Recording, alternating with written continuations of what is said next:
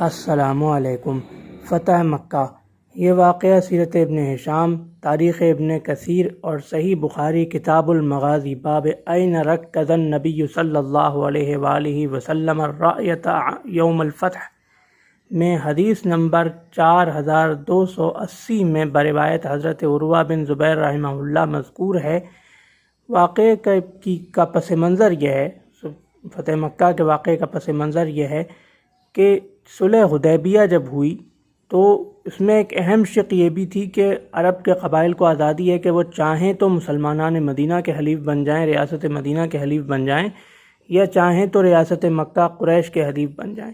اس میں سے ایک قبیلہ بنو بکر قریش کا حلیف بن گیا، قریش کا اتحادی بن گیا، اور دوسرا قبیلہ بنو خزاعہ مسلمانان مدینہ کا حلیف اور اتحادی بن گیا۔ صلح حدیبیہ کے قریب یعنی 8 ہجری میں بنو بکر نے بنو خزاعہ پہ حملہ کر دیا، جس میں قریش مکہ نے ان کی بھرپور مدد کی۔ اس میں بنو خزاعہ کے کچھ لوگ قتل ہوئے۔ معاہدے کی حرمت کے پیش نظر بنو خزاعہ نے ہاتھ نہیں اٹھایا اور وہ حضور صلی اللہ علیہ وآلہ وسلم کے پاس فریاد لے کر حاضر ہوئے، تو حضور صلی اللہ علیہ وآلہ وسلم نے ایک صحابی کو مکہ مکرمہ بھیجا اور فرمایا کہ دیکھو تمہارے پاس اب 3 شرطیں، یا تو بنو بکر سے اپنا اتحاد ختم کرو، یا اگر اتحاد قائم رکھنا ہے تو خزاعہ کے جن لوگوں کو تمہارے حلیفوں نے قتل کیا ہے ان کی دیت ادا کرو، یا پھر سمجھ لو کہ صلح حدیبیہ ختم ہو گئی، جنگ کے لیے تیار ہو جاؤ۔ قریش کے چند خیرہ سر نوجوانوں نے جوش میں آ کر کہہ دیا کہ ہم کو تیسری شرط منظور ہے، یعنی جنگ منظور ہے۔ اس پر جب وہ صحابی پیغام لے کر چلے گئے تو پھر ان کو ہوش آیا، اور مکہ کے جو بڑے سرکردہ بزرگ لوگ تھے انہوں نے نوجوانوں کو ڈانٹا کہ یہ انہوں نے کیا حماقت کی ہے۔ بہرحال انہوں نے حضرت ابو سفیان کو رضی اللہ عنہ کو، جو کہ اس وقت مسلمان نہیں ہوئے تھے، بھیجا۔ حضرت ابو سفیان رضی اللہ عنہ نے بہت کوشش کی کسی طریقے سے صلح حدیبیہ دوبارہ قائم ہو جائے اور ہمیں کسی قسم کی شرط کا پاس نہ کرنا پڑے، یعنی کوئی دیت نہ دینی پڑے، یا کسی طرح ہو جائے صلح حدیبیہ قائم ہو جائے، لیکن اب تو ٹوٹ چکی تھی۔ چنانچہ حضور صلی اللہ علیہ وآلہ وسلم نے صاف جواب دے دیا۔ حضرت ابو سفیان رضی اللہ عنہ وہاں سے مکہ لوٹ آئے۔ اس کے بعد حضور صلی اللہ علیہ وآلہ وسلم نے 10,000 صحابہ کرام کا لشکر جمع فرمایا اور مدینہ منورہ سے روانہ ہوئے۔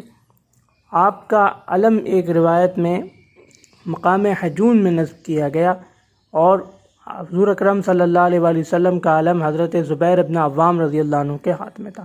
باقی مختلف قبیلوں کے علم ان کے اپنے اپنے لوگوں کے ہاتھوں میں تھے۔ انصار کا علم حضرت سعد بن عبادہ رضی اللہ عنہ کے ہاتھ میں تھا۔ حضور اکرم صلی اللہ علیہ وآلہ وسلم نے مکہ مکرمہ میں داخل ہونے یعنی مکہ مکرمہ کے نزدیک پڑاؤ ڈالنے کے بعد صحابہ کرام کو حکم دیا کہ الگ الگ جگہ آگ جلائیے۔ چنانچہ بہت بڑے پیمانے پر آگ روشن کی گئی، تو مکے کے 3 سردار ابو سفیان بن حارث، بدیل بن ورقہ اور حکیم ابن حزام، جو بعد میں تینوں مسلمان ہو گئے تھے، وہ تحقیق حالات کے لیے باہر نکلے۔ تو ابو سفیان بن حارث نے کہا کہ یہ آگ کیسی ہے؟ ان میں سے ایک نے، بدیل بن ورقہ نے غالباً کہا کہ یہ بنو عمر کی آگ ہے، جو قبا میں رہتے ہیں، قبا کا قبیلہ ہے بنو عمر، یہ انہوں نے آگ جلائی ہے۔ ان میں سے ایک اور نے کہا کہ نہیں، ان کی تعداد تو اتنی زیادہ نہیں ہے، یہ آگ تو بہت بڑے پیمانے پر ہے۔ بہرحال تینوں حضرات کو حضور اکرم صلی اللہ علیہ وآلہ وسلم کی خدمت میں پیش کیا گیا، جہاں حضرت ابو سفیان نے اسلام قبول کر لیا۔ اگرچہ وہ متردد تھے کہ حضور صلی اللہ علیہ وآلہ وسلم سے اپنے گزشتہ رویے کی معافی کیسے مانگیں، تو سیدنا علی کرم اللہ وجہہ نے فرمایا، آپ چونکہ حضور صلی اللہ علیہ وآلہ وسلم کے خاندان سے ہیں، چچا زاد بھائی ہیں، لہذا میرا مشورہ یہ ہے کہ آپ صلی اللہ علیہ وآلہ وسلم کے حضور سورہ یوسف کی اس آیت کو تلاوت کریں جس کا مفہوم یہ ہے کہ بے شک اللہ نے آپ کو ہم پر فضیلت دی اور ہم خطا کار تھے۔ حضور صلی اللہ علیہ وآلہ وسلم کا جواب اس کی اگلی آیت ہوگی کہ آپ لوگوں پر آج کوئی ملامت اور کوئی الزام نہیں ہے، آپ سب آزاد ہیں۔ چنانچہ حضرت ابو سفیان بن حارث رضی اللہ عنہ نے، اور ایک روایت میں یہ بھی ملتا ہے کہ یہ مذکورہ ابو سفیان حضرت ابو سفیان بن حرب بن امیہ رضی اللہ عنہ ہیں، اور ایک روایت میں حضرت ابو سفیان بن حارث رضی اللہ عنہ کا ذکر ہے۔ بہرحال دونوں ہی حضور صلی اللہ علیہ وسلم کے قریبی عزیز تھے۔ تو یہ آیت جو کہ سیدنا علی کرم اللہ وجہہ نے بتائی تھی، حضرت ابو سفیان رضی اللہ عنہ نے حضور صلی اللہ علیہ وسلم کے حضور پیش کی، اور حضور صلی اللہ علیہ وسلم نے عین توقع کے مطابق فرمایا کہ آپ پر کوئی ملامت نہیں، آپ آزاد ہیں۔ چنانچہ انہوں نے اسلام قبول کر لیا، اور حضور صلی اللہ علیہ وسلم نے حضرت ابو سفیان رضی اللہ عنہ کے گھر کو دارالامن قرار دیا کہ اگر کوئی ان کے گھر میں چلا جائے تو وہ بھی دارالامن ہے، یعنی وہ بھی امن میں ہوگا۔ کوئی کعبہ شریف میں چلا جائے وہ بھی دارالامن ہے، کعبہ شریف میں پناہ لینے والے کو بھی امن دیا جائے گا، اور کوئی اپنے گھر میں داخل ہو کر دروازہ بند کر لے اس کو بھی امن دیا جائے گا۔ تو فتح مکہ پر اتنی وسیع پیمانے پر عفو درگزر کے اعلان سے متاثر ہو کے بڑے بڑے سرداروں نے اور ایک بہت بڑی تعداد نے مکہ مکرمہ کی اسلام قبول کر لیا۔ ایک روایت یہ بھی ہے کہ حضور صلی اللہ علیہ وسلم نے اس اعلان معافی سے پہلے قریش مکہ کے سرداروں سے پوچھا کہ آپ مجھ سے کیا توقع رکھتے ہیں، کس برتاؤ کی توقع رکھتے ہیں۔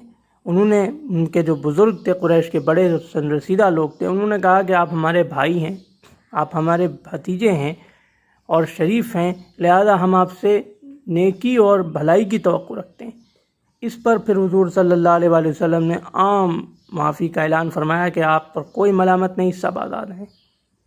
تو یہ تھا فتح مکہ کا مکمل واقعہ، جو رمضان کی 20 تاریخ 8 ہجری میں وقوع پذیر ہوا۔ اور ایک روایت یہ بھی ہے کہ فتح مکہ کے موقع پر حضور صلی اللہ تعالیٰ علیہ وسلم نے کعبہ شریف میں موجود تمام بتوں کو مسمار کر دیے، تمام بت توڑ ڈالے گئے اور کعبہ شریف کو مکمل بتوں سے پاک کر دیا گیا۔ انشاءاللہ اگلی ویڈیو میں ایسے ہی ایک اسلامی واقعے، قرآن شریف کی کسی آیت یا سورت کے شان نزول یا کسی حدیث شریف کے ساتھ حاضر خدمت ہوں گے۔ اللہ حافظ۔